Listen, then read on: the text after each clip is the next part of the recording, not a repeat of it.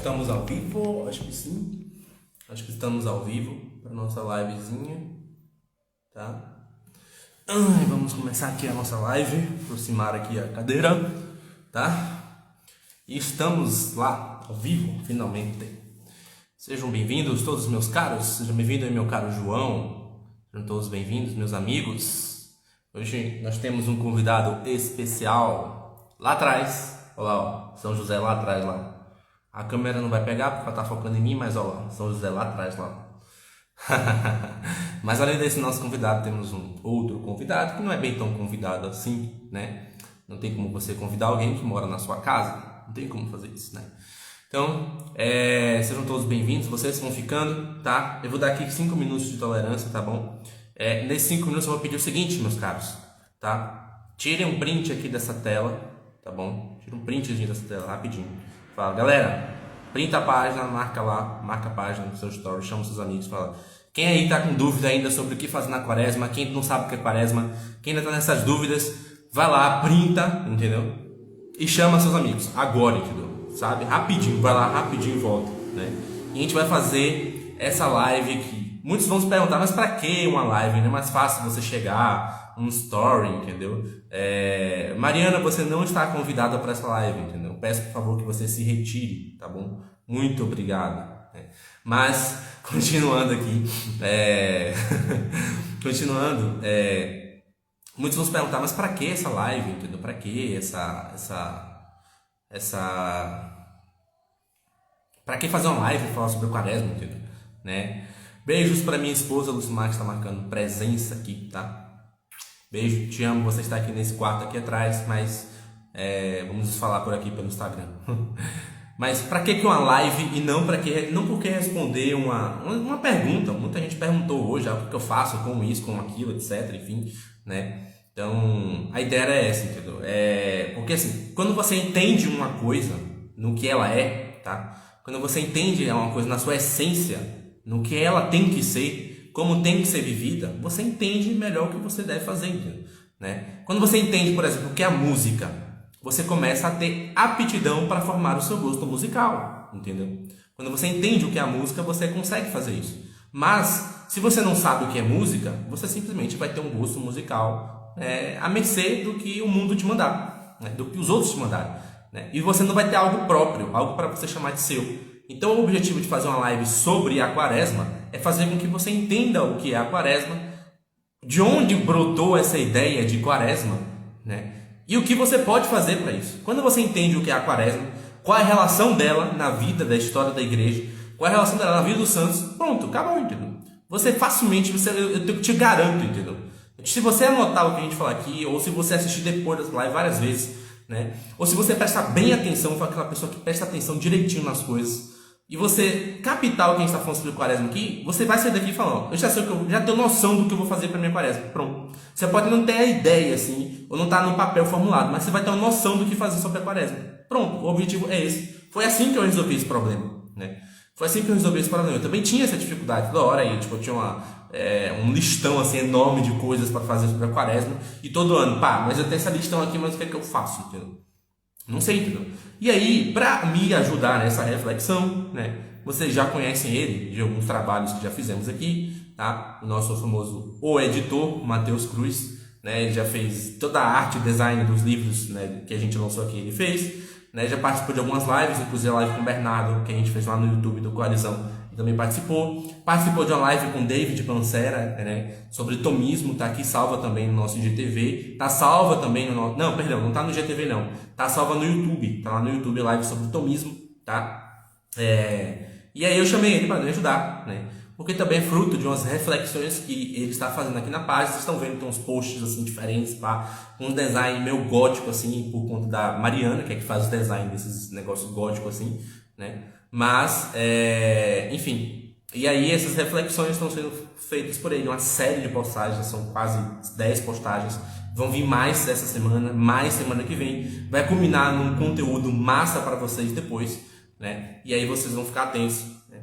Mas, toda essa introdução para poder chamar aqui o nosso convidado, que eu vou chamar, já tá aqui logo, tá?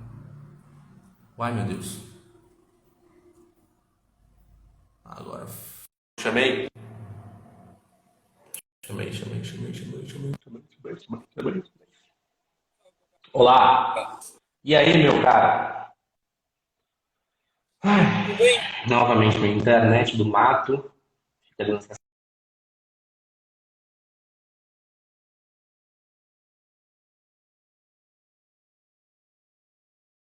Vamos conectar, conecta. Agora foi. Pronto, agora foi. Agora foi. Coloquei aqui.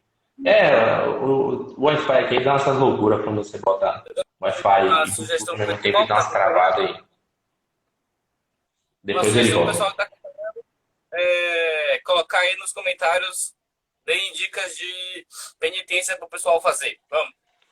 Digam as penitências que vocês vão fazer e vamos compartilhar. Já vai dando umas dicas. E é bom que você fica com vergonha se você não conseguir fazer depois.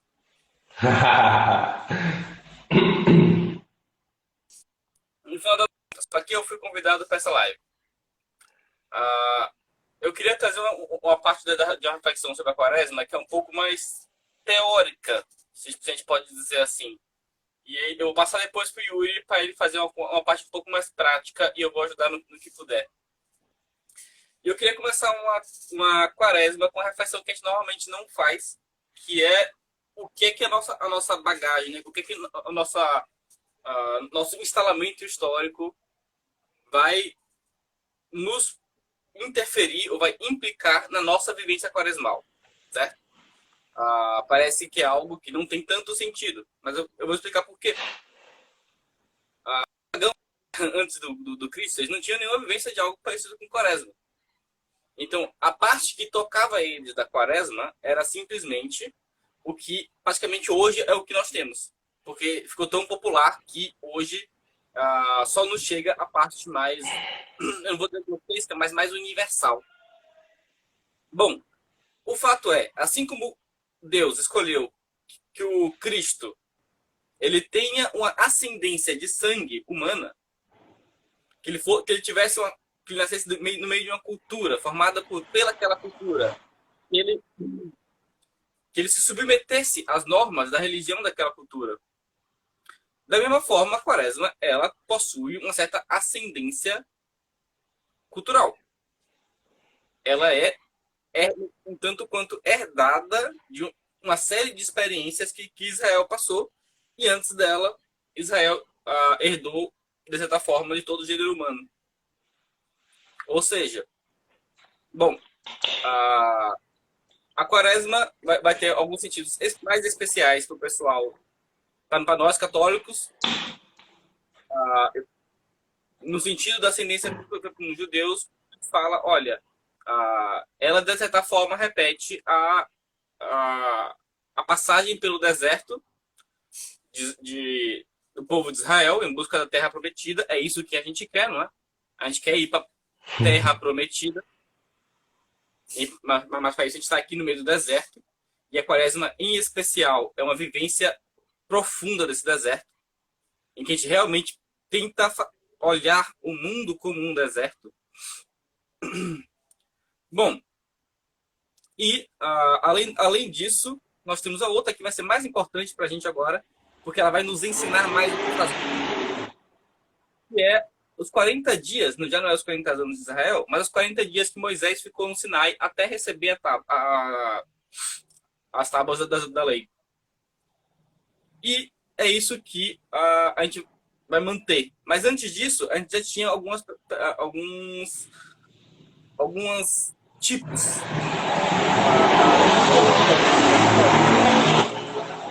Por exemplo, os 40 dias, os 40 noites que Noé ficou. Certo? Vamos olhar esses dois rapidinho, só para a gente começar a se situar. E depois a gente vai remontar ainda mais para trás, para ver se a gente acha o sentido de como tudo isso vai acontecer. Bom, quando foi Noé a ficar os 40 dias, 40 noites, o que acontecia? Os homens estavam escravos de uma multidão de apetites desordenados. Por isso é que Deus fez, acabou com todos os homens que tinham os apetites desordenados e só sobrou Noé. Pronto, a terra tá massa de novo. Muito legal de conviver, só sobrou gente boa. Às vezes a gente gostaria disso, mas Deus falou, não, não é muito legal de fazer não. Quando foi com Moisés, o que aconteceu? Moisés passou os 40 dias no Sinai. Ali, agora, já não vão ser um povo inteiro que vai ser destruído, mas todos os que foram desobedientes. Todos os que não conseguirem persistir nessa fase de provação. Os 40 dias, esses 40 dias que a gente vê em Noé, em Moisés, e no deserto do Cristo, que é o que a gente vai começar a viver agora, eles têm essa simbologia. Os 40 são, de uma certa forma, dias de prova. Por isso que não pode ser uma semana, por isso que não pode ser 20 dias e não pode ser 100 dias, porque o homem não aguenta. E por que 40 dias? Qual é o significado dos 40 dias aí? Olha, eu até fui conferir algumas explicações do 40. Quem gosta muito de usar numerologia é o Philon. Philon de Alexandria. É um filósofo judeu. Contemporâneo ao Cristo, mais ou menos. E nem ele teve muita paciência de explicar. Normalmente ele passa a página explicando que 6 o número da harmonia. Mas ele não teve muita paciência por 40. Então eu não achei nenhuma justificação que fosse muito convincente. Uma delas, só para não ficarem sem, é 40, pois são 10 as tábuas da lei, são 10 os mandamentos, desculpa, são 10 os mandamentos.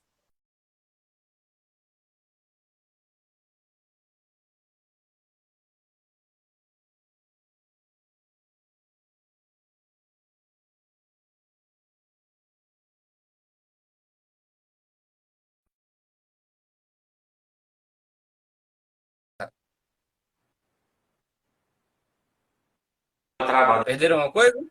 Voltou. Não, tá de boas. Não perderam nada? Tá ouvindo, tá ouvindo. Agora tá ouvindo. Bom, essa é a explicação do número 40 é uma aprovação de toda a Terra. O que já é algo que a gente tem que deixar em mente. Bom, com Noé, todo mundo destruído. Com Moisés, apenas os que não foram obedientes à aliança que estavam prestes a receber foram engolidos pela terra.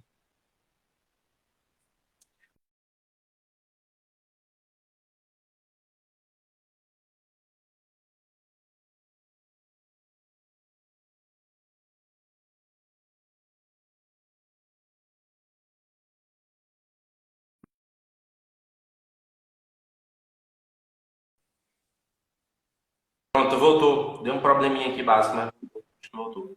Um pessoal falou que perdeu a explicação dos 40, então eu vou repetir.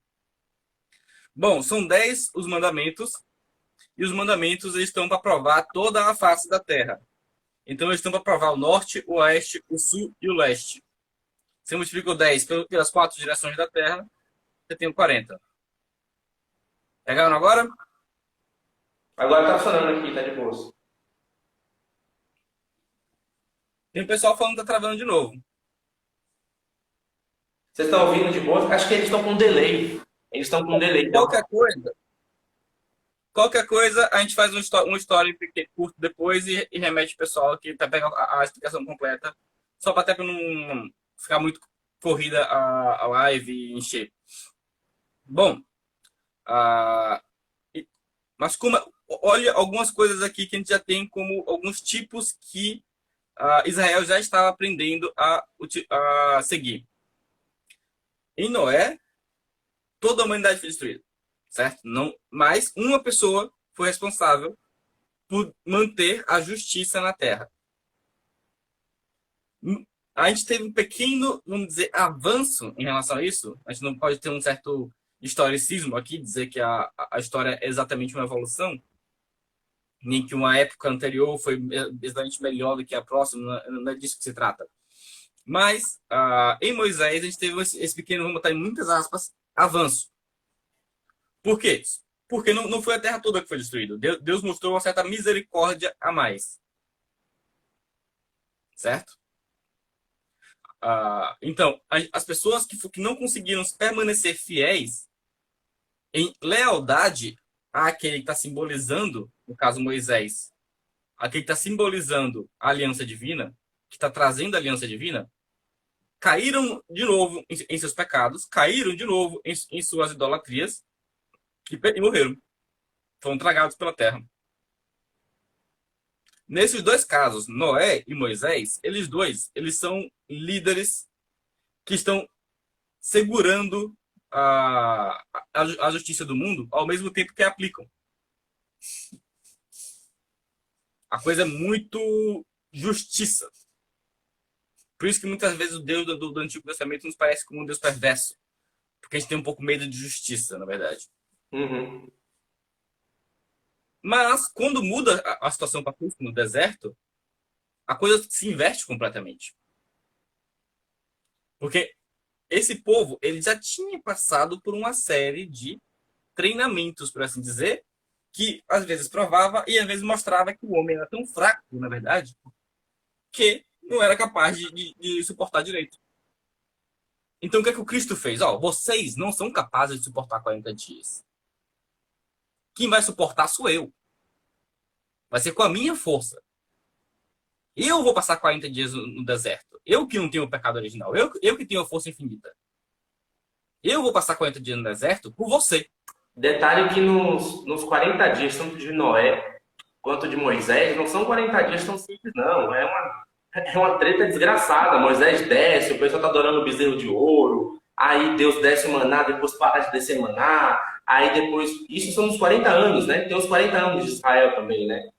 Mas, enfim, em Noé também, os 40 dias, então, tipo, ele tem vários problemas ali. Moisés vai ficar cerca de 1 ano no mar.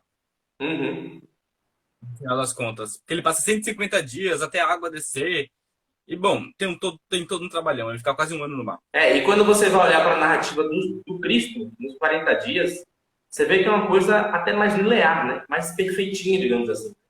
Não tem ali, você não vê o Cristo tendo grandes dificuldades como teve Israel no deserto, ou Moisés no Sinai, né? Ou Noé na arca. Na verdade, o Cristo está ali. O Evangelho, eles mostram a narrativa do Cristo, porque é nele que tudo está convergindo. Uhum. Não só aquela época, aquele momento histórico, todo o planeta está convergindo ali, mas o nosso período também. As penitências que nós fazemos agora, elas estão acontecendo no Cristo no deserto. Ele escuta, ele é ajudado por nossas penitências. Ele carrega. A força que ele está exercendo ali no deserto, ele vai exercer se nós formos perseverantes. Ele não está pedindo para a gente perseverar com a nossa força. Ele só quer que a gente persevere e tenha a força dele. Todo total abandono. A quaresma é isso. Total abandono. Nas penitências que você fizer a Cristo. É Ele que vai carregar a penitência. Você está se juntando a Ele. A sua força não vai fazer diferença nenhuma nisso aí. E é o sentido fundamental disso aí tudo, o mais universal, é o que eu vou entrar agora. Bom, a gente vai para um momento óbvio da história. A gente vai quer ser o mais universal possível. A gente vai até anterior a Noé. E vamos ali para aquele belo jardim. Vamos esquecer agora um pouquinho a quaresma, apenas para poder se situar no jardim, certo? Vamos fazer pode ter algumas pessoas aqui que vão acabar assistindo que são convertidas, então elas muitas vezes conhecem o relato do jardim, mas nunca pensaram muito sobre o que aquilo significa. Vou dar uma passagem rápida, sem querer ser extenso. A gente vai ter o tempo para fazer isso também. Aqui a gente está com o nosso propósito foco em prática e resultado para a nossa quaresma, certo? Bom, Deus criou todo mundo justamente para o homem. Criou todo o universo. A cada etapa, ele falava que tudo era bom. Ou seja, o homem estava situado dentro de um universo de total bondade. Não havia nada ruim ali para poder contaminá-lo, ou para ele poder dizer, isso aqui eu não posso. Deus criou tudo bom, foi muito enfático em relação a isso, criou o homem muito bom e colocou para poder reinar ali. A gente vai aprofundar até isso ao longo desse mês em alguns posts, até é bom para todo mundo ficar atento. Bom, o homem deu nome a todos aqueles seres. Esse ato de dar nome, de certa forma, é uma prova de que ele era capaz de reconhecer a natureza de cada um deles e saber qual é o seu uso adequado. Se o homem estava ali como uma espécie de realeza, ele deveria conduzir a natureza, cuidar da natureza, cuidar do jardim corretamente. Se ele tinha que cuidar do jardim corretamente, ele tinha que saber como não cuidar do jardim. Ou seja, ele tinha uma certa ciência do que era bom e do que era mal. E essa é uma confusão que muita gente tem. Inclusive eu, quando ateu, era uma das metas que eu falava. Sabe? Eu achava que o fruto da ciência do mal era porque cristão realmente gostava de ser ignorante. Então, muita gente continua, mesmo depois de convertido, não entendendo muito bem o que é que significa isso. Ou não conseguindo associar ao restante dos trechos. Bom, o homem estava em um estado de perfeição. Tudo que ele conhecia era bom. Isso significa uma coisa. A gente sabe que o homem caiu depois. Mas ele não caiu por nada que Deus tivesse criado e botado ali. Para ele usufruir. Isso significa que o diabo não tinha nada de mal com que ele pudesse oferecer ao homem que o homem desejasse e caísse por causa disso. Nada no jardim era mal. Nem assim a vida da ciência do bem e do mal. O diabo não tinha como perverter o homem oferecendo ele algo errado. Não tinha como chegar lá e oferecer um baseado de maconha. Ou nada do tipo. Bom, então como foi que o diabo conseguiu inverter esse jogo? Ele tentou perverter o homem pelo seu próprio discernimento. Pelo centro mesmo. Onde é que estava a árvore do bem e do mal e a árvore da vida no jardim? Elas estavam no centro. O diabo foi de certeiro ali. Falou, não, a única coisa que eu posso perverter, você não posso perverter a criação de Deus e fazer o homem desejar alguma coisa ruim. Eu vou perverter o próprio senso do homem de perceber que o universo é bom. Então, o diabo sabendo que o temor de Deus é o princípio da sabedoria, porque, bom, se Deus ordenou tudo para ser bom, fugir da ordem que ele colocou nas coisas, ou seja, fugir da obediência dele, da norma de Deus, é necessariamente fugir da paz e da ordem que nós teríamos. Certo? Então, quando o homem pecou, ele primeiro tinha que perder esse temor de Deus. Por isso que o diabo, que é a gente poderia chamar de um grande psicólogo, só que o psicólogo é feito para curar a alma da pessoa, né? Diferente do que... Depende do psicólogo. Depende.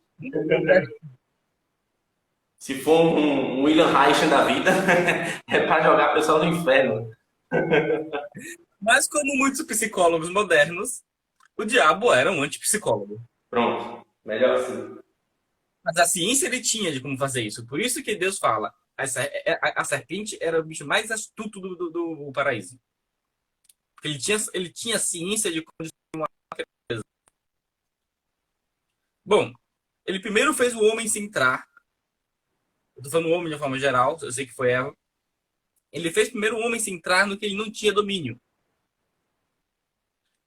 Ele virou para Eva e falou, é verdade? Deus falou que você não pode comer todas as árvores?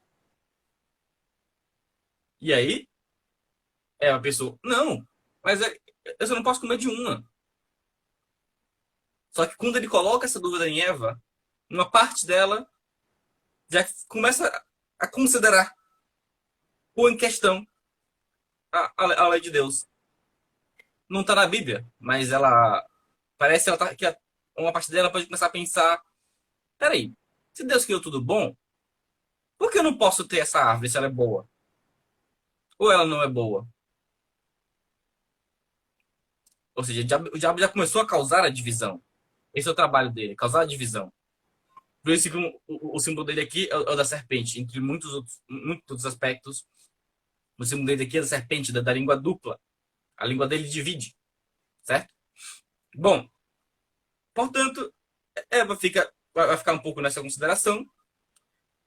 Ela vai lembrar, claro, que Deus proibiu, dizendo que a consequência de comer essa árvore era a morte. Tu não pode ser mal, apesar de que só considerar isso já é um sintoma do problema. O outro lado só pode significar o seguinte: bom, significa que eu sou limitado demais para me apropriar desse bem. E aqui o orgulho entra. Aqui o orgulho. Esse era o objetivo do diabo. Era fazer o homem à sua imagem e semelhança também. E o orgulho começa a entrar em Eva aqui. Alguns relatos mostram que Adão estava do lado. Ele provavelmente estava acompanhando esse relato todo. Algumas obras da patrística comentam isso. E algumas referências no texto, mas a gente não precisa entrar em detalhes. Então o homem começa a sentir esse orgulho. E aí o homem vai pensar, olha, se eu comer esse bem, isso é um bem maior do que eu. Se eu comer esse bem, o que é que acontece quando a gente come alguma coisa? Se você come uma maçã, você transforma a maçã em você. Se o homem comer esse bem maior, ele vai transformar esse bem maior nele mesmo. Só que esse bem maior é o temor de Deus. De diversos sentidos. Daria para poder fazer um estudo aqui um tanto sobre como é que dá essa simbologia, porque tem uma árvore ali, que significa uma árvore de ciência do bem e do mal, mas eu quero que vocês pensem de forma prática. Pegue a coisa mesmo que seja um pouco mecanicista aqui agora. Porque a gente está tratando de assunto urgente, a qual já está para começar. Esse fruto é o temor de Deus. Se o homem quer transformar isso nele mesmo, quer fazer isso se transformar nele, ele quer que o princípio da sabedoria seja ele. Ele, comer o bem e o mal, comer a árvore da ciência do bem e do mal, não é você passar a saber o que é certo e o que é errado. É impossível que cada um soubesse disso.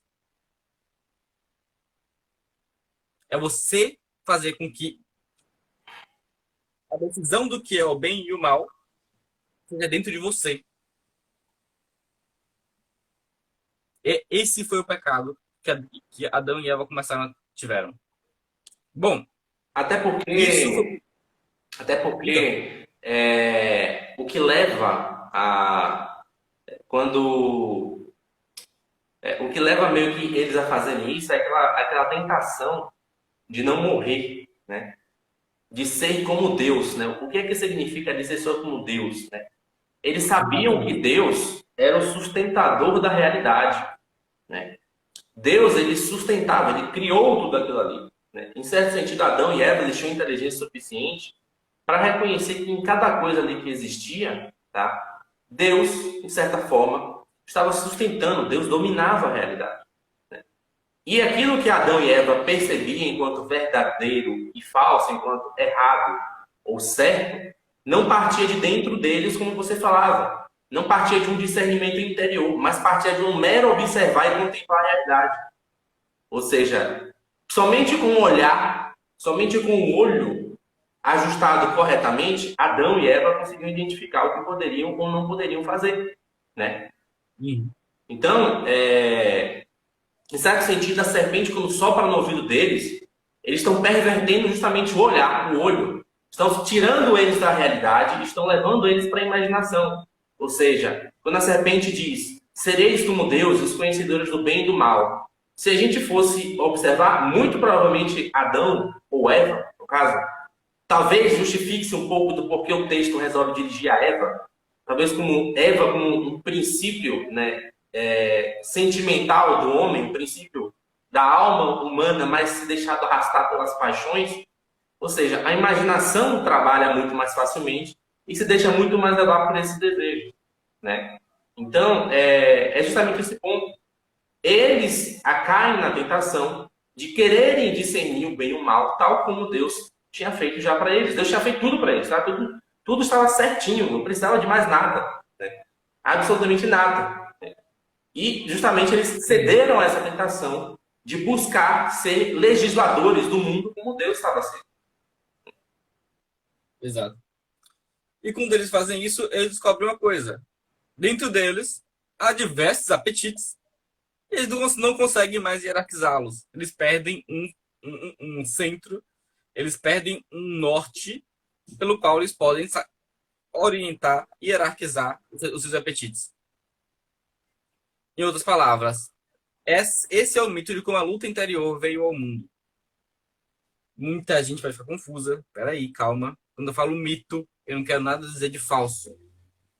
Esse é um assunto que a gente pode também entrar em outro momento. Adão e Eva é um mito, mas eles são pessoas de verdade. Isso é doutrina. Certo? Só para esclarecer. Bom, o homem, então, antes, ele vivia. Ele tinha uma fonte de paz que estava justamente no temor de Deus. Se Deus fez tudo bom, o final dele seria bom. Contanto, ele continuasse nas obras de Deus. Quando ele perde a fonte de paz, ele vai tramitar entre vários desejos que são contraditórios e que também são passageiros. E sem conseguir hierarquizá-los, ele vai se tornar escravo deles. Com isso, a vida do homem se torna fragmentada. Se tornando fragmentada, ela deixa de ser eterna. Não dá para dar eternidade a algo fragmentado. Algo composto. A semelhança divina foi perdida aí. Não a forma que os protestantes gostariam, onde é totalmente perdida, mas é manchada. Pois o Adão queria que essa semelhança fosse ele mesmo. E não algo que Deus deu a ele. Não uma presença de Deus nele. Queria que a semelhança fosse ele, Adão. Já que Adão era barro. Se Deus não tivesse colocado a sua semelhança, sua imagem e semelhança nele, Adão era só barro. E aqui começa a nossa reflexão de como é que a gente sai das cinzas. Porque tudo antes dessa imagem e semelhança, nós éramos apenas cinzas. Eu quero mostrar essa parte do nosso ser. O Padre Antônio Vieira, se você tiver interesse, ele tem um sermão até sobre a quarta-feira de cinzas, onde ele defende que é muito fácil a gente pensar que nós éramos cinzas e que nós voltaremos a ser cinzas. A parte mais difícil é nós ganharmos consciência de que nós já somos apenas cinzas.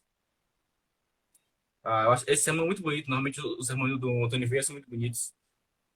E provavelmente tem várias edições, é só botar na Amazon aí ou na internet. São textos fáceis de achar. Sermão da Quarta-feira de Cinzas, né? Salvo engano, é exatamente esse o nome. E bom, o homem se torna apenas cinzas. A partir desse momento, quando ele percebe que ele é apenas cinzas, tem todo aquele momento de ele perceber que ele está nu. A cinza é o que resta do fogo. Quando ele perdeu aquele fogo divino, ele se tornou apenas o resto. Apenas o barro, o resto do barro queimado. Bom, em outras palavras, em várias outras palavras, o homem se tornou mortal. O homem começou a se desintegrar moral e fisicamente. Tanto que logo pouco depois disso, Adão vai entrar em um jogo de culpar Eva, ou seja, eles começam um jogo de inimizade quando há pouco tempo eles eram carne de carne e osso dos ossos. Agora já é uma divisão. Um está culpando o outro. E até um detalhe que muita gente não vai pensar nisso, vou colocar aqui só de curiosidade. Quando Adão culpa Eva, no fundo, ele está culpando a Deus. Que foi Deus que deu Eva de companheira. A mesma coisa com ela, com a serpente, tá bom? Ou seja, que criou-se uma inimizade entre o homem e Deus. E uma coisa muito importante para vocês terem gravado na cabeça durante a quaresma é que essa inimizade, como você pode ver na própria fala de Adão, ela não é óbvia. É uma vergonha. Adão se esconde no jardim. Adão tem medo de sua nudez. Adão acusa Eva com medo de acusar a Deus. Acusa Deus indiretamente. Isso é muito importante porque é assim que o pecado e a tentação vai nos chegar durante a quaresma. A gente tem que estar atento a isso justamente para fugir da tentação e para fazer uma boa confissão. Se você está começando a se lamentar por causa da realidade, porque você não gosta de como é que o Brasil tá, e você acha que caiu em um mundo horrível, uma época horrível, você queria ser um cruzado, meu filho, você está culpando a Deus por ter te colocado onde ele te colocou. A primeira parte é abandonar isso. São pensamentos que a gente não pode permitir, especialmente na quaresma, onde a gente vai estar maculando todo o resto. Depois que você dá uma certa oficialização a esse tipo de pensamento, a sua prática de oração, a sua prática de jejum, a sua prática de esmola, se você nunca vai pro lixo. Mas em algum lado vai ser considerado. Mas você vai estar colocando um impedimento enorme para Deus. Bom,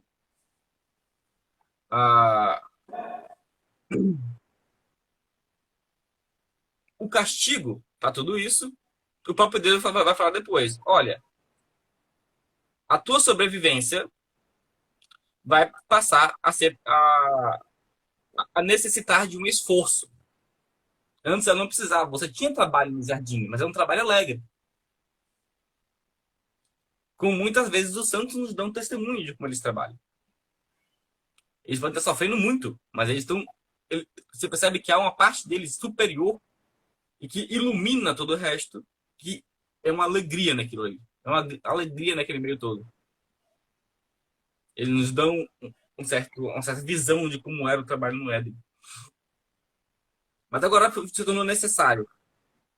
Isso significa o seguinte. Vamos lá em classificação, porque fica mais fácil de memorizar. Qual foi os castigos do homem? A gente só vai trabalhar aqui no castigo do homem por simplificação de idade, que ela vale para todo mundo. Homem e mulher. Primeiro trabalho, a terra vai se tornar difícil de cultivar. Perdão. Vai precisar de esforço para manter a sobrevivência. Manter a sobrevivência, comer, é o quê? É você adiar sua morte. Se você não precisasse comer, você não iria morrer. Em uma inanição. Você não ia precisar ficar trabalhando para comer. Então, todo dia você tem que trabalhar para você continuar vivo no outro dia. Ou no mesmo dia. E tudo isso, adivinha, vai ter o mesmo valor. Ao nível corporal, vai ter o mesmo valor que se você vai morrer do mesmo jeito. Você vai adiar e você vai morrer. E muitas vezes a gente fica trabalhando todo dia para poder sobreviver.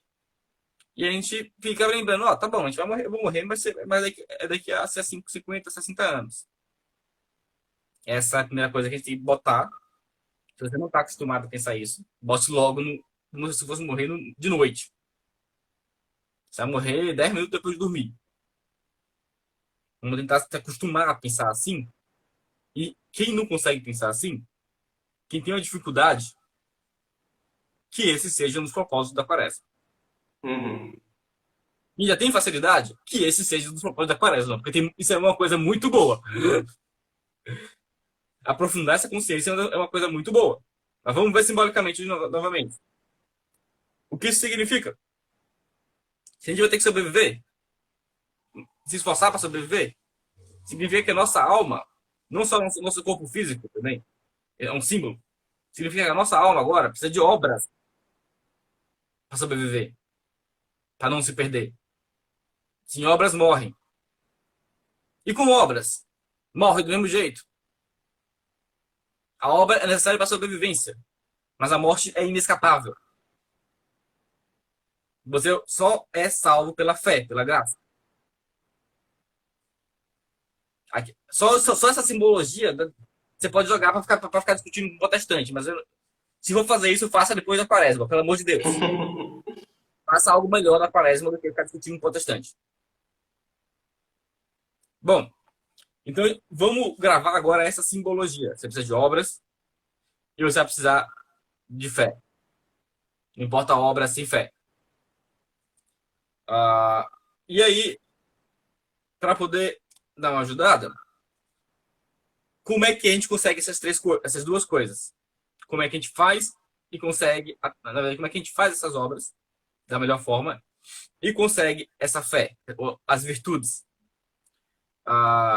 Nesse caso, eu queria pedir para o Yuri para falar um pouco sobre a relação justamente do fruto, o que Eva viu no fruto que a tentou, ou seja, ele é bom de comer, ele é bom de se ver e ele é bom para obter conhecimento.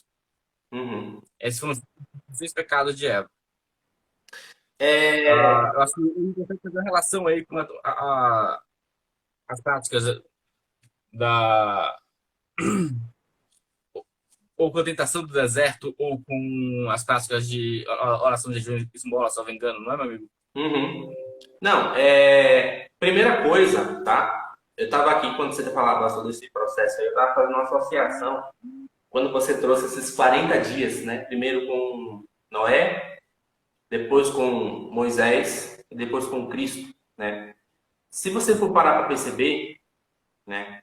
Os três, cada um dos três, quando eles estão nesse isolamento, certo? De 40 dias, eles o fazem, tá? Para manter, para sustentar uma parte da ordem da criação. Então, Noé, ele constrói a arca, sustenta todos os animais ali dentro. Os animais ali, em certo sentido, eles representam a ordem natural que Deus havia criado, né? E ele, 40 dias, sustenta aquilo ali na arca e mantém a salva, né? Depois você vê Moisés. Moisés fica 40 dias para receber o que? As tábuas da lei, né? O que é que as tábuas da lei simbolizam? A ordem social em que os judeus, como povo, iriam vivenciar agora. Então, é uma ordem régida pela lei. E, ao mesmo tempo, tá? O Cristo, quando passa esses 40 dias, ele vai restaurar a ordem espiritual do homem. Aquela ordem que Adão perdeu quando quis ser como Deus, tá? Quando quis ser como Deus. E ele vai tentar restaurar essa ordem espiritual, coisa que a ordem natural, que estava caótica em Noé, não poderia restaurar. A ordem das leis, e aí vai um recado para a galera que fica na neurose, na agonia do o que é pecado, o que não é pecado, aquela agonia disso que, se eu posso, sei lá, se eu acender um isqueiro é pecado ou não é, entendeu? Enfim, a lei, tá? Tá queimando no inferno. Enfim, a lei, né? A lei, ela não serve para poder dar uma ordem espiritual para você. Então, lei você cria para você ordenar a sensibilidade humana. A sensibilidade humana precisa de regras para definir o que é possível e o que não é possível de fazer. Pense assim, como é que um adestrador adestra um cão? Ele começa a impor nele determinadas leis. Se você não cumprir essas leis, você recebe um castigo. Se você cumpre as leis, você recebe um benefício. Então, a visão de você pensar, tá, no ordenamento pessoal somente baseado na espécie dos pecados, é claro que ela é necessária, ela é insuficiente, em certo ponto. Tá? O Cruz caiu aqui agora, o que aconteceu? Voltou. Graças a Deus. Enfim, ela é insuficiente. E aí, quando a gente vai ver, tá, os 3 aspectos do fruto, tá? Vamos ver aqui, eu estou com a Bíblia aberta aqui no notebook. Ela fala assim, ó, primeiro, o fruto era bom de comer. Tá? Depois, ele tinha um aspecto agradável. E, por fim, muito apropriado para abrir a inteligência. Você percebe que aí há 3 níveis de qualidades aplicáveis a um mesmo fruto. O primeiro nível está no mero aspecto natural, tá, do homem. Que é o seguinte, olha, esse negócio aqui é um negócio legal para eu comer. sei lá, eu pego uma maçã, entendeu? Eu falo, sei lá, que é legal, tipo, uma comida que eu gosto e é algo que é bom para comer, né? Não é um porco espinho que eu tô comendo, né? É algo que está para eu engolir, entendeu? É agradável, né? Ou seja, é uma ordem natural. Depois, tá? Você vai ter o aspecto agradável. O aspecto agradável é diferente. Uma coisa é eu fazer um macarrão comum, outra coisa é eu fazer um fettuccine. Você tem ali já algo além do mero aspecto de comer, tá? Que é justamente a sensação, o senso estético do homem, o lado dele da sensibilidade, né? Se você pega uma criança bem jovenzinha, etc., ela vai beber leite materno, vai beber o que for possível só para matar a fome dela. Mas, se você pega uma criança um pouquinho mais avançada, uns 5, 6 anos, ela já começa a escolher qual tipo de comida ela vai ingerir. Ah, você pega uma papinha de sabor, sei lá, tomate, ela não gosta, mas se você pega uma papinha de sabor milho, ela vai comer. Porque ela já começa a perceber a sensibilidade. Então, você tem um segundo nível, que está além do mero comer, que é a sensibilidade humana. E, por fim, para abrir a inteligência. Então, olha, esse negócio aqui ele não é só bom para comer. E ele não é só uma coisa agradável no seu aspecto pessoal, visível. Mas, ao mesmo tempo, ele me dá uma ordem de conhecimento superior ao que eu possuo agora. Ele está me adentrando a um nível, a um círculo superior de vida que eu não possuía antes. Pode falar. Um detalhe simbólico, a comida, no momento que você está comendo, é uma experiência muito pessoal. Quem está sentindo o sabor é você na hora. Você não dá para saber se a outra pessoa, mesmo se a outra pessoa estiver comendo a mesma comida, você não vai saber se ela está sentindo exatamente o mesmo sabor, se a relação com o sabor é tão similar quanto a que você está tendo. É muito comum que a gente fale isso para uma relação com a comida. Quando a gente fala com relação com a arte, já é diferente, com o belo já é diferente. É muito difícil você estar perto do pôr do sol com uma pessoa, você está vendo aquela coisa linda, e você fica duvidando, será que outra pessoa acha bonito? Será que a outra pessoa também gosta de ver pôr do sol? Ou seja, a visão é um elemento mais compartilhado, mais social. Exatamente. Exatamente. Então, o que é que acontece quando Eva come esse fruto? Tá? Esses três aspectos do homem, ou seja, o aspecto meramente natural, o aspecto meramente sensitivo e o aspecto de ordem superior, eles se bagunçam, eles se confundem. Tá? E aí o que acontece? Né? O que acontece? O homem, ele cria aquilo que tecnicamente a teologia chama de apetites. Então você vai ter um apetite, tá? Concupiscível, do mero desejo, tá? Um apetite irascível, tá? E aquilo que a igreja chama também de soberba da vida, certo? Ou seja, a antropologia, isso aqui, para você entender, não é algo distante de você, tá? Isso está presente na sua vida. Você quer ver um exemplo disso? Pegue a experiência do último pecado que você cometeu. Você até saberia que aquele pecado não deveria ser cometido. No entanto, a presença daquele ato de pecado se torna tão forte em você que você se esquece até mesmo da sua consciência moral falando com você. Você se esquece até de Deus, né? Você joga Deus para o canto e fica só você e a sua necessidade daquele pecado. Só que o que acontece? A maior parte dos pecados que se cometem, e não somente os pecados, mas a maior parte das condutas morais desviadas, tá? Elas são o quê? Elas são uma espécie de confusão entre esses níveis, natural, sensitivo e intelectual, ou seja, superior. E aí o que acontece? Aquilo ali, né, você não sabe discernir se o que você está sentindo, por exemplo, é fome, se é só um desejo de comer uma comida, ou se aquilo ali se apresenta como um Deus para você. Se aquilo ali está se apresentando como algo em que você não tem a capacidade de não se render a isso. Ou seja, perceba como um bem humano pode ser desvirtuado nesses três níveis. Né? Ou seja, é óbvio que há um nível de sensibilidade que você pode obter com a comida. Não é pecado, por exemplo, não é errado você comer algo que você goste. Ah, eu gosto de um doce aqui, eu não gosto desse, eu vou comer esse doce. Não é problema nisso, né? Nem tampouco quando você está com fome de você comê-lo. Só que você não consegue, na sua experiência pessoal, na sua consciência, discernir quando você está tendo isso, de quando você está transformando esse bem alimentício num Deus, tal qual você não consegue simplesmente ou recusar, ou não consegue simplesmente dominá-lo como você deveria. Lembra qual foi a ordem que Deus deu a Adão logo quando ele criou tudo? Dominai todos os animais. Só que quando você se deixa levar por esse aspecto, quando há esse desordenamento, essa confusão no interior do homem, tá? Os animais é que dominam você. Não é você mais que dominará os animais, mas ele vai dominar você. Você vai ser dominado por um porquinho com a maçã na boca. Essa é a degradação do homem. Essa é a degradação do homem. Então, você tem 3 aspectos. Eu tava lá, eu era maçã. Hã? Eu tava lá, eu era maçã. Então, você vai ter esses 3 aspectos. Por que a gente veio falar do Gênesis no começo? Porque o Gênesis, ele nos dá a antropologia humana. Ele nos dá a percepção do que é o homem. Qual é o estado que o homem se encontra? Qual é o estado que Deus criou o homem? Né? O que aconteceu para que houvesse uma ruptura, uma cisão ali? Né? E quando Jesus vem, se encarna, tá? Ele vem trazer esse estado originário do homem anteriormente.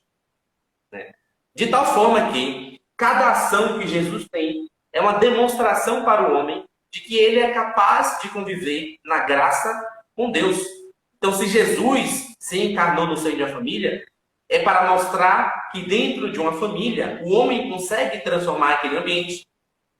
Não um ambiente mais acusatório, como era Adão e Eva, como foi Caim e Abel que se mataram. Não. Né? Mas num ambiente harmônico, ordenador. Um ambiente voltado para a ordem que vem do céu. Se Jesus trabalha com José, é para mostrar que o trabalho humano não vai ser mais aquele esforço, aquele castigo imposto no Gênesis, ao qual o homem trabalha só para sobreviver. Mas o homem vai trabalhar agora para sobreviver não nessa terra, mas na outra terra, na terra espiritual, na vida eterna com Deus. Né? Então, quando Jesus vem, qualquer ato que ele faz é um ato salvífico. É um ato de demonstrar a capacidade que o homem tem de ser alcançado por Deus, por ele, pela graça. E aí Jesus, num dos seus atos, vai ao deserto. Mas o curioso, tá? Que vocês precisam perceber uma coisa, é que Jesus não está lá sentado do nada e passa assim na cabeça dele, olha, eu preciso ir no deserto. Não. Olha como o evangelho de Mateus, não o nosso aqui, mas o evangelista, diz. Olha o que ele diz. Logo no primeiro versículo do capítulo 4. Em seguida, Jesus foi conduzido pelo Espírito Santo ao deserto para ser tentado pelo demônio. Ou seja, é Deus, é a Trindade que deseja ir para lá. Jesus, em comunhão com o Pai, é empurrado pelo Espírito Santo para ir para esse deserto. E aquela tentação do que é desagradável, do que é agradável, do que é bom para comer, né, do que abre a inteligência, não vai ser mais num jardim, será num ambiente desértico. Qual é a diferença de um deserto para um jardim, visualmente? Total, absolutamente total. O jardim é a plenitude da vida, praticamente. Né? No jardim você encontra de tudo. No deserto você só encontra morte, só encontra seca, só encontra solidão. Você não encontra conforto, você não encontra nada para te agradar ali. É apenas você e as suas capacidades interiores de se render ao pecado ou não. E aqui cabe a você entender, para você não cair no ato acusatório que Mateus falou, que Cruz falou antes, né? De não ficar se sentindo culpado, né, pelas coisas, etc. É que você tem que entender o seguinte, olha, o pecado, tá? O pecado não, perdão. O sofrimento, ele é uma espécie de juiz. Deus não está simplesmente no sofrimento de punindo por punir, não. O sofrimento é uma prova, é dizer, olha, nesse momento, vamos ver se você é capaz de aceder àquilo que é superior em você, ou seja, conseguir elevar-se ao que há de superior em você, ou se você vai ceder ao que há de pior em você. Isso é a prova, isso é o teste que Deus faz. E aí você vai ter aquilo que a igreja chama de tríplice tentação, onde essa tríplice tentação vai pegar, vai puxar o homem em 3 pontos específicos. Quais são esses pontos específicos? Né? Primeiro, é uma espécie de apego sensorial às coisas, em que esse apego pode se manifestar na presença de uma divindade, como se fosse uma divindade. Né? E esse apego sensorial não é só alimentício, tá? Mas no geral, no geral, enfim, a questão de sono, enfim, de tudo, nós temos isso. Né?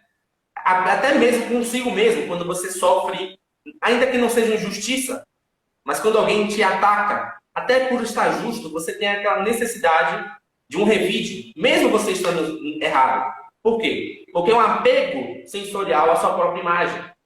Então, esse primeiro ponto. Né? O segundo ponto, tá? É um apego aos bens terrenos, certo? É um apego aos bens terrenos. E os bens terrenos que serviriam apenas para dar a você um certo sustento, uma certa sobrevivência, torna-se um aspecto de necessidade abundante, como se dele dependesse a sua vida. Né? E por fim, tá? É uma espécie de apego pela sua própria subsistência espiritual. Né? E aqui, subsistência espiritual, até um ateu pode cair nisso. Ou seja, o ato de um ateu, às vezes, soberbo, um ateu que julga-se conhecedor de tudo, né? Não um ateu que está, talvez, até aberto à verdade, como muitos estiveram, né? E até se converteram no caminho ou não, mas um ateu que se fecha para buscar a verdade, porque se acha conhecedor, acha-se capaz de menosprezar o outro, esse movimento espiritual é uma espécie de autossuficiência. E aí Jesus é tentado nessas 3 coisas. Né? E, de certa forma, vamos ver aqui o que acontece. Tá? Jesus ele foi levado para o deserto. Certo? E aí o que acontece? O tentador, ou seja, o demônio, aproxima-se dele e diz: olha, se você é filho de Deus, ordena que estas pedras se tornem pães. Ou seja, primeira coisa, pode reparar que todas as tentações elas vão ter uma raiz espiritual no fundo. Ou seja, por quê? E aí determina-se por quê. A gente entende por que os santos padres diziam que a soberba é a mãe de todos os vícios. Né? Porque essa necessidade do homem querer ser como Deus, querer ser autossuficiente, não necessitar de Deus, é a raiz de todos os outros pecados. Por mais material que seja. Pode ser um ladrão de banco. Mas a soberba está na raiz espiritual daquilo ali. E aí vê como o demônio faz. Ele fala, se você é filho de Deus, ordena que essas pedras se tornem pães. Ele já joga a condição de Jesus, colocando ela em condição, colocando ela à prova. E aí qual é a resposta que ele dá? Está escrito, não só de pão vive o homem, mas de toda a palavra que procede da boca de Deus. Ou seja, o pão para Jesus ali, né, não iria ser uma espécie de manifestação, tá? Somente de uma necessidade de cumprir um desejo. Ele estava mostrando para nós a possibilidade de superar isso. De superar que o homem, tá? Ele consegue ser senhor de si mesmo. Ele consegue reinar sobre a criação novamente. E não mais depender-se dela. Não mais se degradar ao ponto de se deixar levar pelos bens materiais, pela sociedade humana ou pela corrupção do demônio. Então esse é o primeiro apetite, né? É o apetite concupiscível, é aquela coisa mais agradável. Né? Repare que o versículo anterior ele diz assim, ó, jejuou 40 dias e 40 noites, depois teve fome.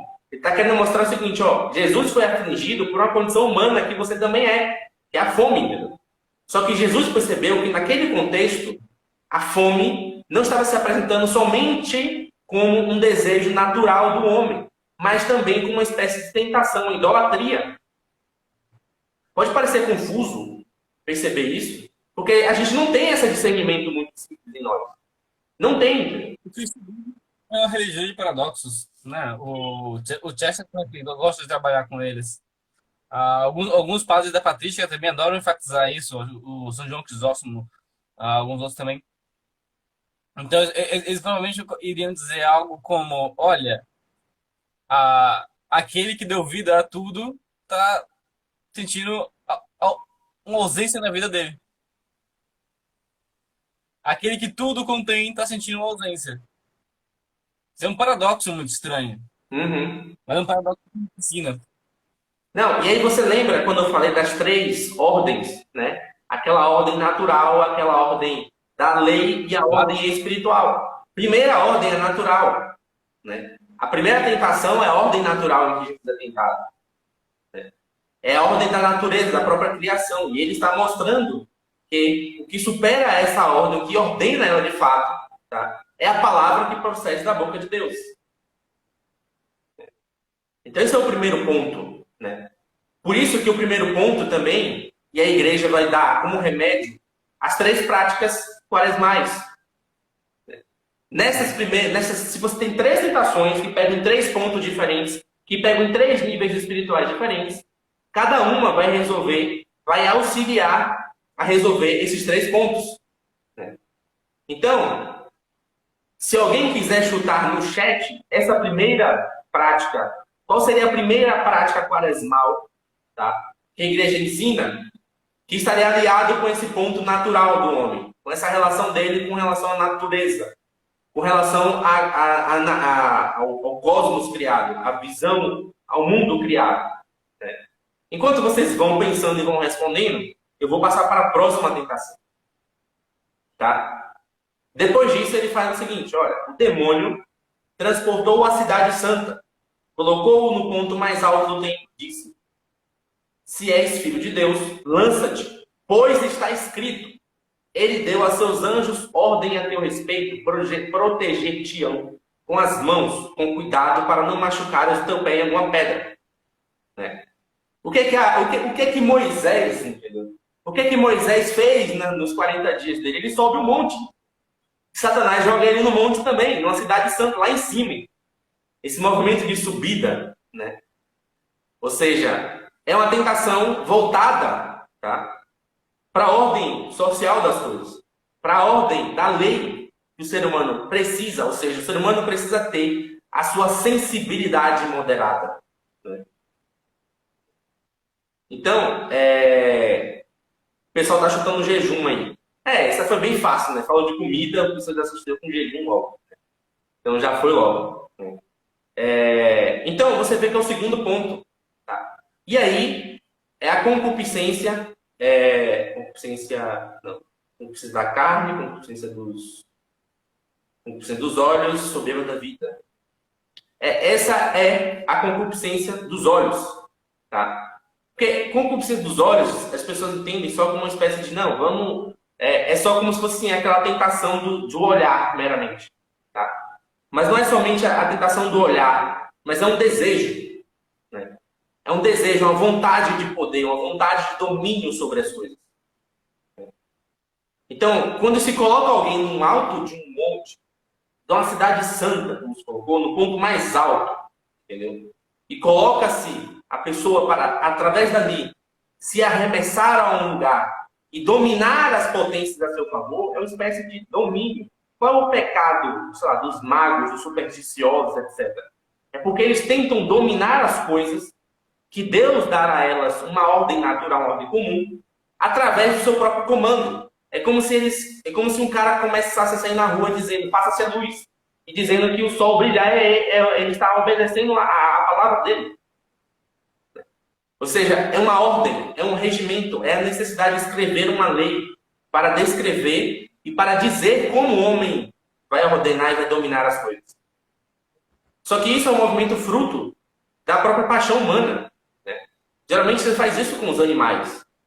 Jesus diz, não tentarás o Senhor teu Deus. Ou seja, um abandono. Né? Ou seja, uma espécie de abandonar-se a Deus. Deixar-se entregar na mão de Deus. E não querer dominar e manipular as circunstâncias ao seu redor para que elas corram a seu favor. É uma espécie de abandono à providência divina.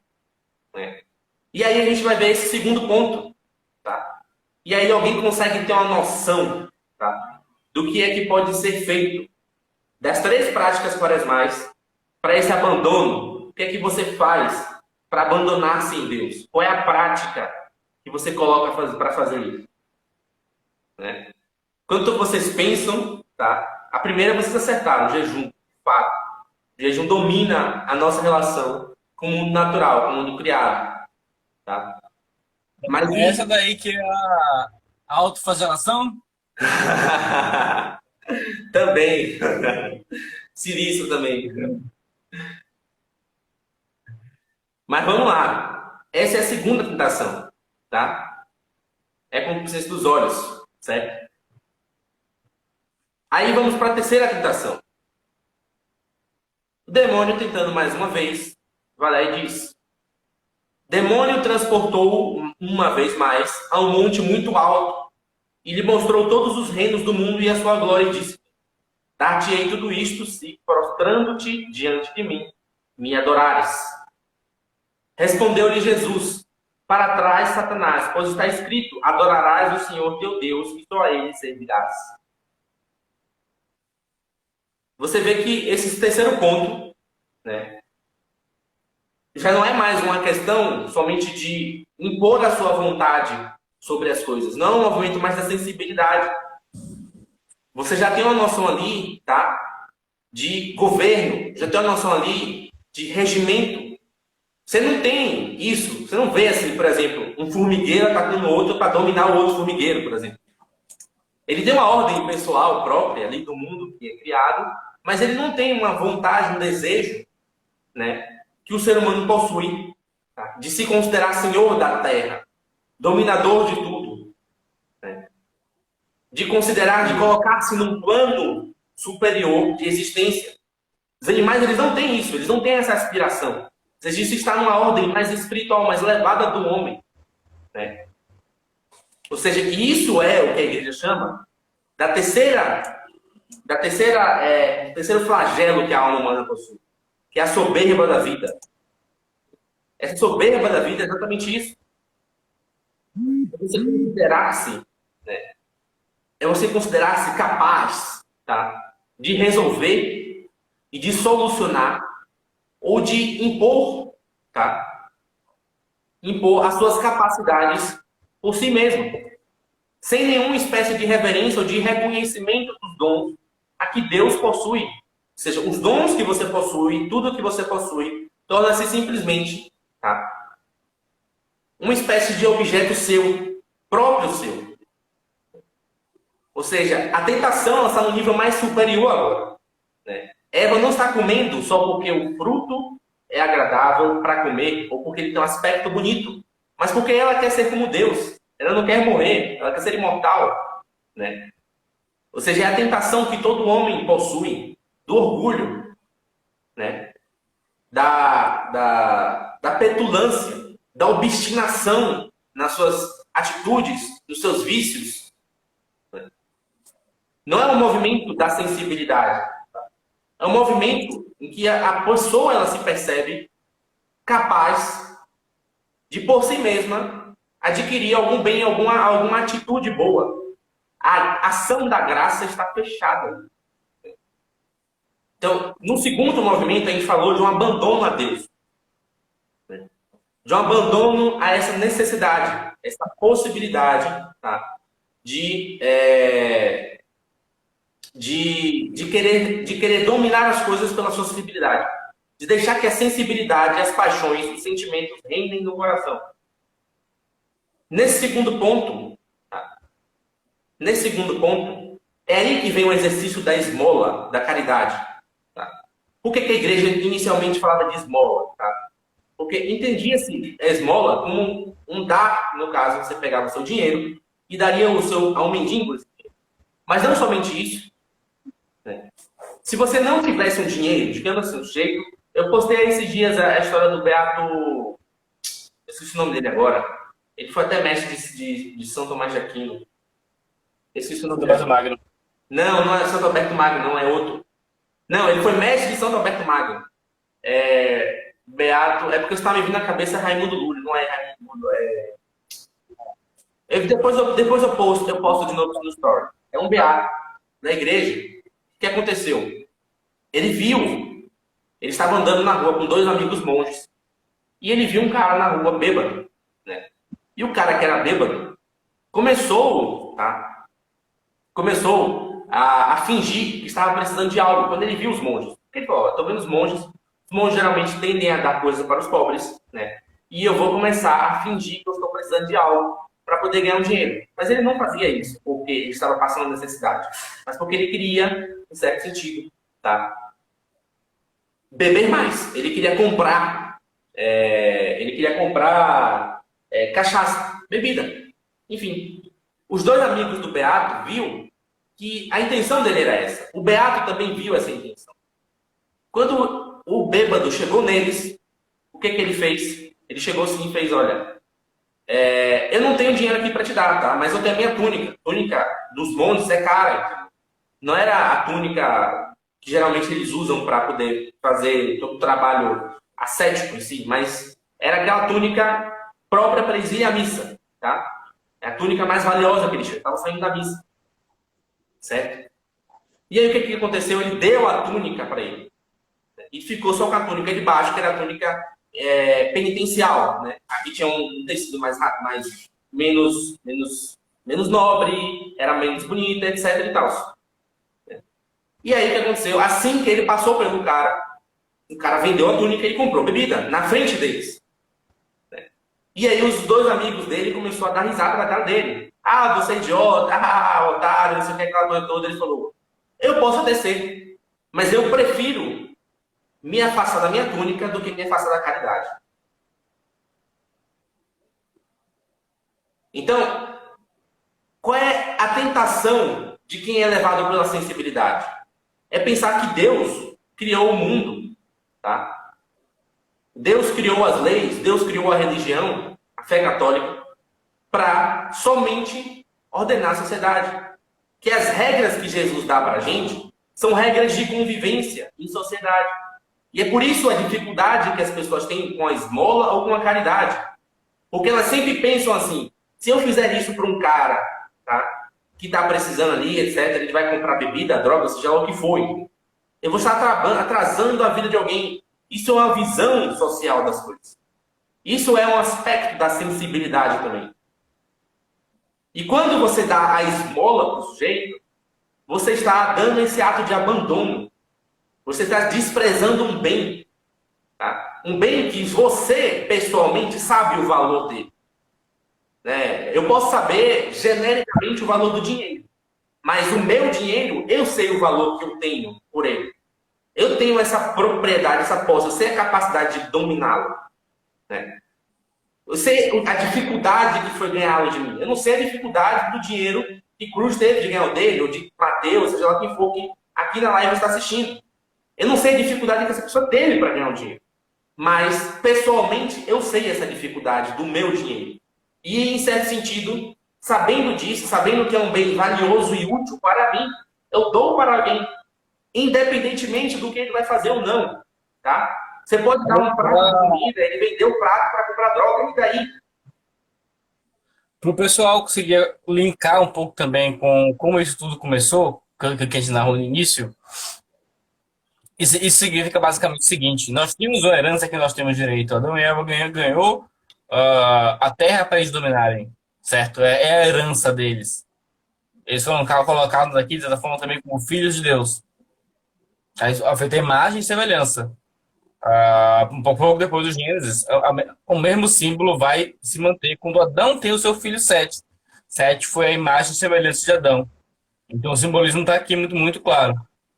A gente tem uma herança que nós temos direito. Só que Adão e Eva, eles perderam o uso perfeito dessa herança por conta do pecado original. Eles quiseram se colocar no centro. A forma que nós temos de recuperar nossa imagem e semelhança divina, que agora se torna um pouco da forma superior, se nós pudermos, é abandonar, é rejeitar ao menos uma parte de uma herança que nós merecemos, algumas vezes que nós temos necessidade, para receber não a nossa herança, mas a herança do Filho de Deus. É por isso que a gente faz caridade. Não é para ser o bonitinho que vai ajudar a fome do mundo. É para abandonar o nosso desejo de nossa herança e participar da dança de Deus. É para não nos esvaziarmos, falar, de Deus, eu não quero isso daqui. Eu não quero isso aqui porque é meu. Eu quero deixar de que a minha alma seja tão eu e seja um pouco mais Cristo. E é o que Satanás É isso. tenta. Satanás tenta Jesus nisso aí. Ele diz: olha, você é filho de Deus, você é rei dos reis, os anjos te obedecem. Ele está tentando a Jesus numa posse que ele tem. É uma posse que ele tem. Os anjos são posses de Deus. Deus manda e o anjo tem que fazer imediatamente. Então é exatamente isso. Tá? Esse é o segundo ponto. Quando a gente o imita, de certa forma, a gente também tem que botar uma coisa em mente. Olha, vamos tentar colocar toda a crítica ao outro na hora de fazer a caridade como se a nossa caridade dependesse disso. Como se fosse assim, olha, eu não vou nem pensar se esse outro merece. Por quê? Porque eu não quero que quando Cristo vá exercer a sua caridade e sua misericórdia para comigo, ele também pense. Uhum. Eu não quero que Cristo lembre dos meus defeitos no deserto. Essa Exatamente. é uma... Exatamente. E o terceiro ponto, que é a soberba da vida, é a oração. Né? Nada mais do que a própria oração, onde você consegue, tá? Deixar Deus como dominador daquele processo. Hoje eu estava ouvindo uma palestra do monge trapista, Dom Bernardo, ele falando sobre a Lexia Divina. E ele me falou uma coisa, e eu percebi, caramba, eu fiz Lexia Divina errada a minha vida inteira, cara. Putz, grila. 7 anos de Lexia Divina errada. Eu vou ter que pagar Pelo isso menos pra você fez família. Lexia Divina a sua vida inteira. Hã? Pelo menos você fez Lexia Não vi, não. Divina. Pelo menos você fez Lexia Peraí que Divina a deu uma sua vida travada aí, deu inteira. uma travada. Tá ouvindo? Agora eu tô ouvindo, tô ouvindo. Tô aqui pelo menos. Olha, você pelo menos, no mínimo, você fez Lexia Divina a sua vida inteira. É um grande avanço. Mas aí, ó, olha só, veja só como é nosso, como esse domínio do espírito é mais difícil. E ele estava falando na Lexia Divina, que é o quê? Você pega uma leitura do Evangelho, das passagens da Bíblia, qualquer uma, tá? Você se põe a ler ali e faz uma oração de acordo com aquilo. Tá? Só que o que ele fala é o seguinte: a maioria das pessoas é que elas pegam a leitura e quando elas vão fazer o ato de meditação, de contemplação, elas começam a imaginar as coisas. E ela começa a imaginar, né, o texto, né, começa a imaginar cenas do texto como se elas, por si só, fossem a falar de Deus. Ele fala, não é para imaginar ainda. É Deus que comanda o processo. Você vai ler aquilo ali, de certa forma, vai entrar em você, e entrando em você, de acordo com a sua pessoa presente, o drama que você está levando para a oração, aquilo vai te dar uma resposta. Né? Mas precisa desse diálogo. Ele conta de uma Lexia Divina que ele fez, porque ele era judeu, se converteu, passou anos no mosteiro, virou abade, etc.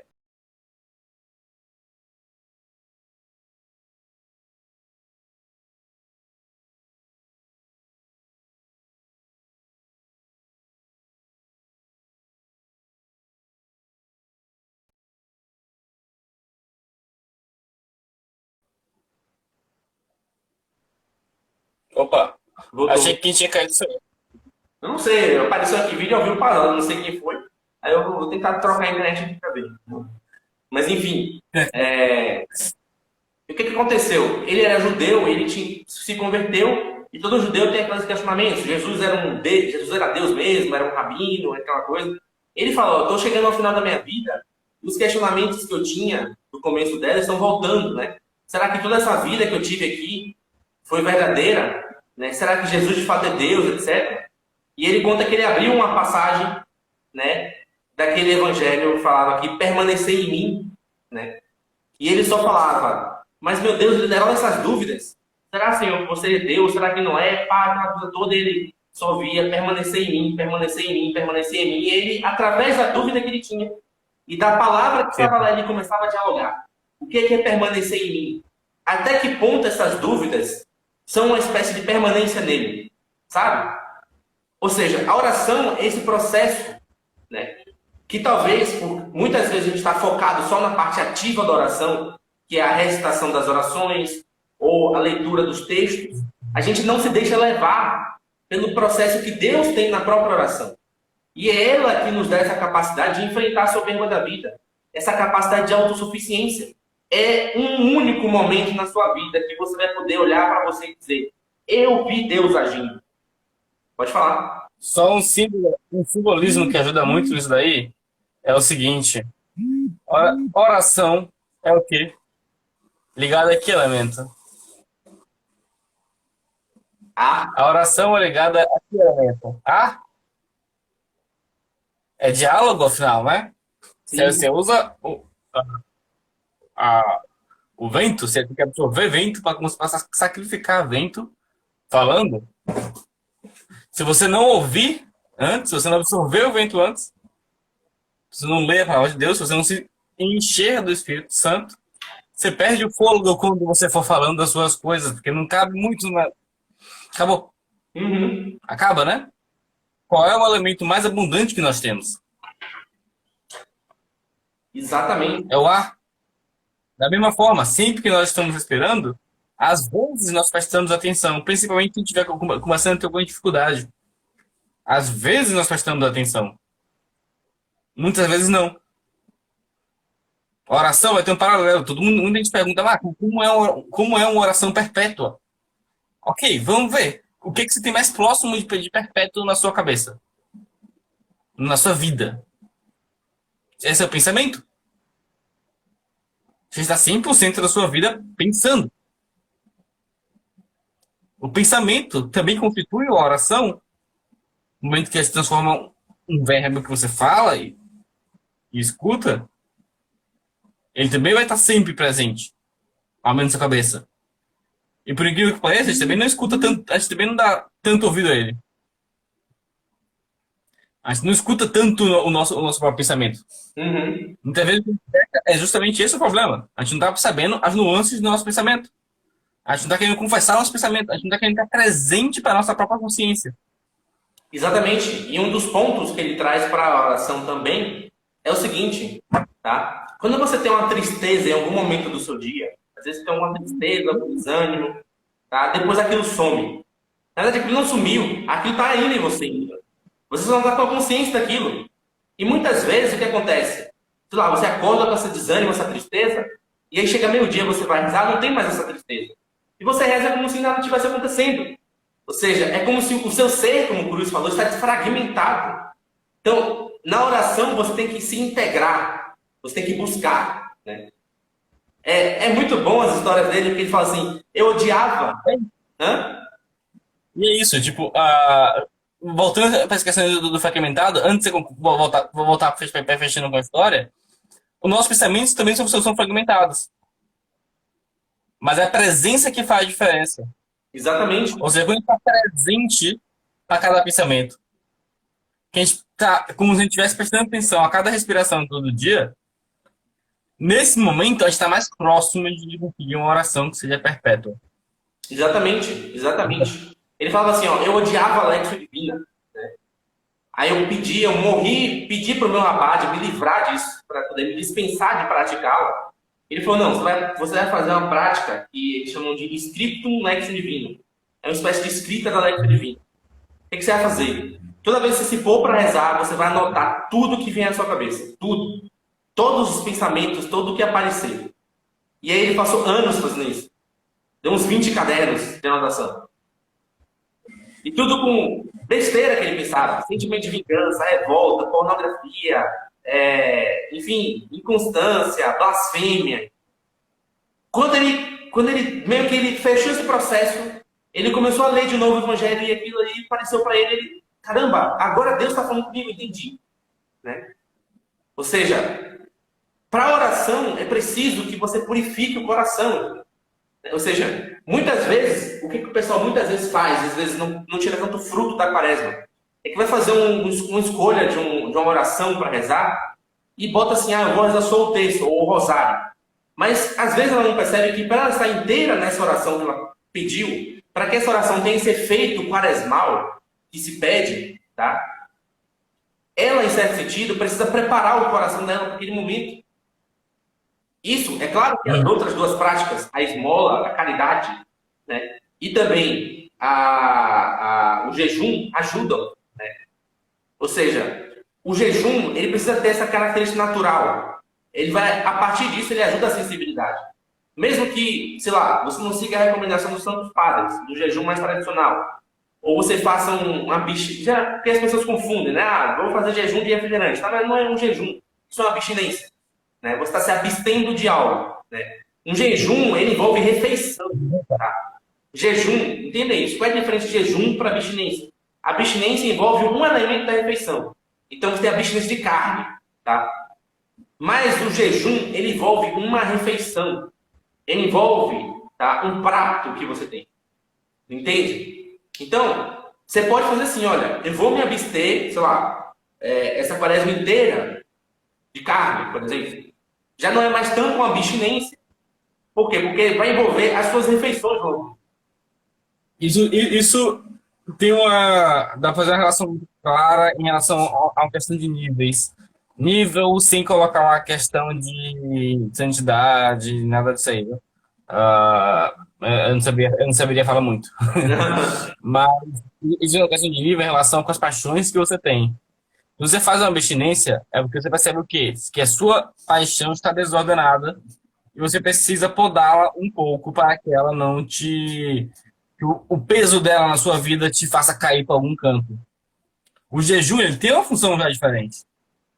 Ele não é simplesmente uma paixão desordenada. Você está negando ao seu corpo a herança que é dele, que lhe é devida. Por quê? Porque você quer ensinar para ele, e você quer ensinar principalmente para si mesmo, que há um tesouro maior que você precisa focar a atenção. E a dinâmica do jejum, ela vai rodar em relação a isso. Exatamente, exatamente. Nesse sentido que pode ser válido que você faça, tá? Sei lá, vou fazer um jejum de redes sociais, um exemplo. Né? Porque aquilo ali, com certo sentido, está dispersando o seu interior. Mas você não pode prender só a isso, tá? Porque quando você faz um jejum voltado para alimentação, para algo que você se alimenta, entenda, é algo que você precisa. O seu corpo pede isso, exige isso de você em algum momento do dia. A diferença é que vai ter momentos do dia que o seu corpo vai exigir, não por uma necessidade dele, tá? Mas por um desejo pessoal de sensibilidade. Ele está transformando uma coisa natural em algo da sensibilidade. Ou até mesmo em algo do intelecto, do divino. Então, é importante que você assimile essas coisas. Tá? É importante que você mescle essas duas coisas. Porque tem sempre uma tendência mais moderna, certo? E muitas vezes as pessoas citam, né? São João Crisóstomo, se o seu jejum não adianta nada, se você vai lá e xinga o seu irmão. Isso tem um certo sentido, sim. Né? Porque quando você faz o jejum, no dia que você está fazendo o jejum, né, não tem que estar o seu pensamento focado só na comida, senão não adianta. O seu pensamento tem que estar focado no seguinte: qual é o fruto dessa prática que eu estou fazendo? O fruto disso aqui é reposicionar o meu coração, tá? Reposicionar os meus afetos, reposicionar os meus desejos, tá? Para algo mais nobre, que é o domínio de mim mesmo. Eu acho que no jejum é um dos motivos, é um dos pilares mais claros em que não há razão para você não fazer. A penitência é um lugar onde sobra razão para você fazer. Você vai fazer penitência por você mesmo, você percebe, olha, eu pequei demais na minha vida, eu tenho que tentar fazer algum tipo de reparação agora, mesmo que seja simbólica. Ou você conhece alguém que está precisando disso. Ou você quer fazer simplesmente pela humanidade, como tantos santos decidiram fazer. Pode ser ordenamento das paixões, pode ser simplesmente, olha, não é que simplesmente eu fiz um pecado mortal em tal lugar, em tal situação, ou fiz semana passada, ou algo assim. Mas eu sou uma pessoa muito chata, toda hora eu tô enchendo a minha mãe, toda hora eu tô enchendo meu pai, toda hora eu tô com preguiça de fazer tal coisa, não me dou bem com meu marido, eu tenho vontade de bater meu filho toda hora. Isso. Então, sempre há motivo para se fazer um jejum. E quando não é tudo isso, Mesmo quando a pessoa na ilusão de que ela tá com a vida totalmente perfeita, se ela tá realmente nessa ilusão, ela tem que fazer jejum em ação de graças. Exatamente. E eu acho que tem uma grande motivação pro jejum também, que é o seguinte, olha, é uma motivação, de certa forma, quando a gente lembra isso, a gente se sente um pouco provocado. E é o fato que a gente está fazendo esse jejum, principalmente na quaresma, quando for o resto do dia, eu acho que o Will já gravou um vídeo sobre isso aí. Mas agora o fato é que a gente está fazendo na quaresma. Quando a gente faz jejum na quaresma, a gente está se juntando ao Cristo lá. O Cristo, ele já derrubou o diabo. Ele já venceu o diabo nessa batalha. Então, a única pessoa que pode atrapalhar você nessa penitência, nessa batalha espiritual, é você mesmo. É você contra a carne. O diabo já foi. Cristo venceu. Tomando conta lá. Então, você é o seu único inimigo. Exatamente, exatamente, exatamente. Perfeito isso aí. Então, por exemplo, agora talvez o pessoal que está aqui entenda por que talvez não é tão simples eu chegar assim para ele e falar assim, olha, alguém fala assim, me diga uma penitência aí para eu fazer. Eu não tenho como dizer isso.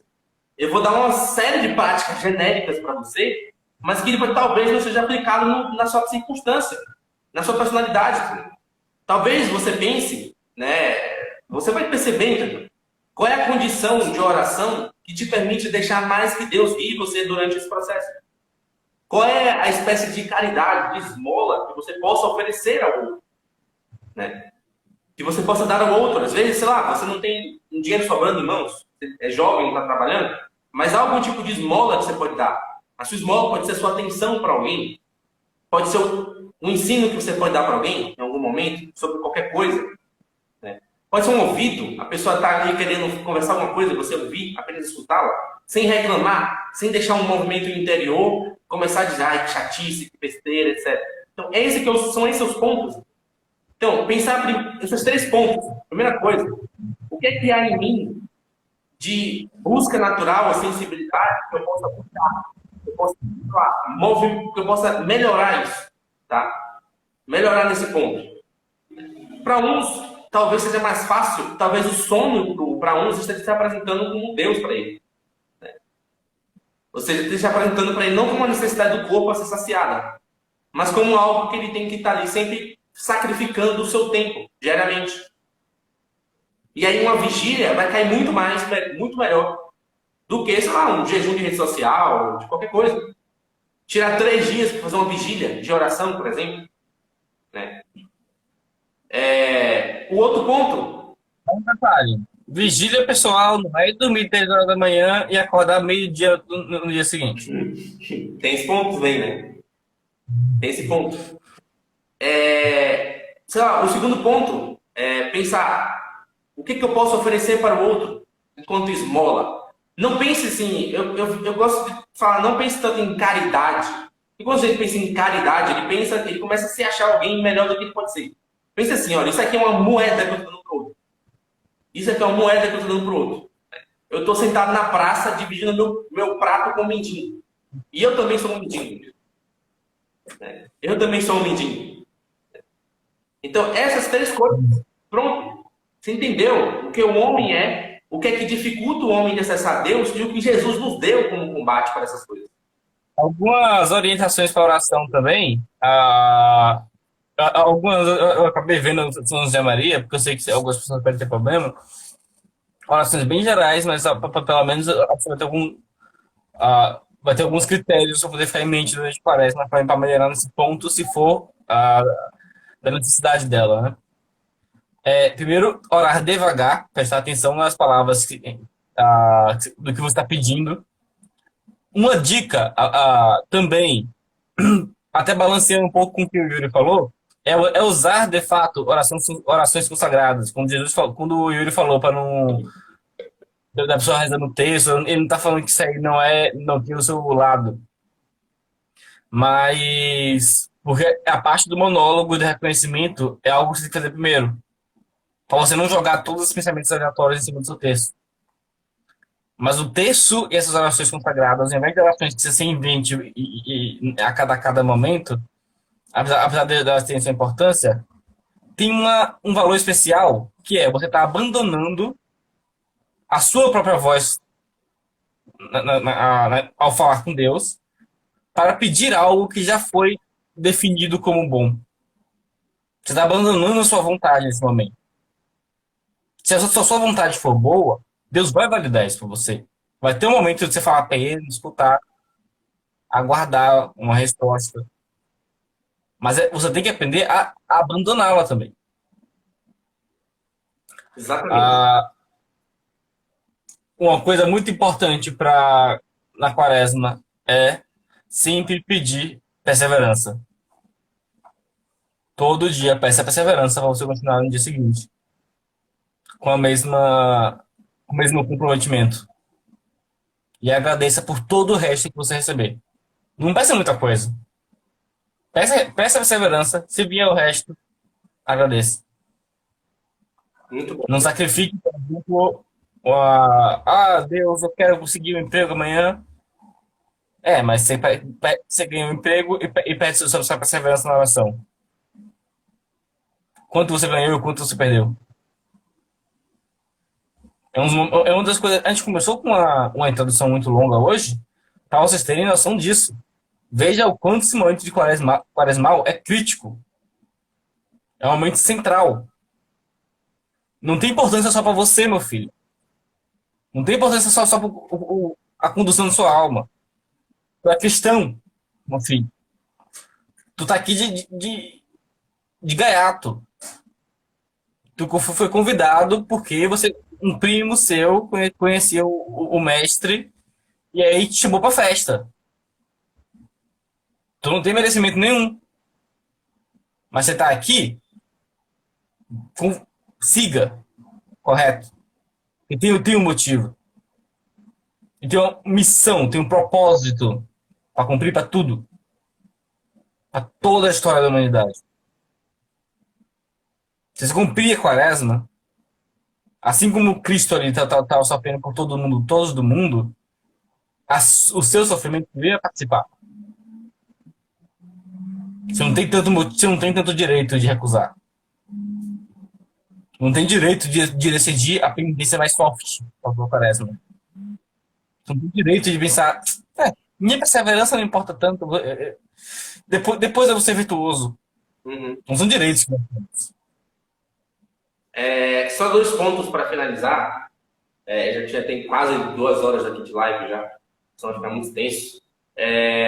2 pontos são 2 pontos que são obrigatórios. Eu até falei isso já na live do jejum, tá? Mas amanhã, especificamente quarta-feira, é obrigatório, canonicamente, abstinência de carne, jejum, tá? O jejum que a igreja determina, que é aquele jejum de abster-se de uma refeição. Claro, você pode fazer outro jejum, se você assim desejar. Tá? Mas são as 2 coisas, abster-se de carne e o jejum. Tá? Justamente como um preparatório para a entrada desse tempo quaresmal. E o segundo ponto é que durante a quaresma, ou seja, melhor, ao seu fim, que na sexta-feira santa também é outro dia de abstinência e jejum obrigatório. E aí não entra mais, mas o meu propósito quaresmal não é esse. Não. Aí entra mais em você regular mais a sua sensibilidade, né? E obedecer uma lei determinada pela igreja, confiando que ela sabe o bem, né, o melhor para todos nós.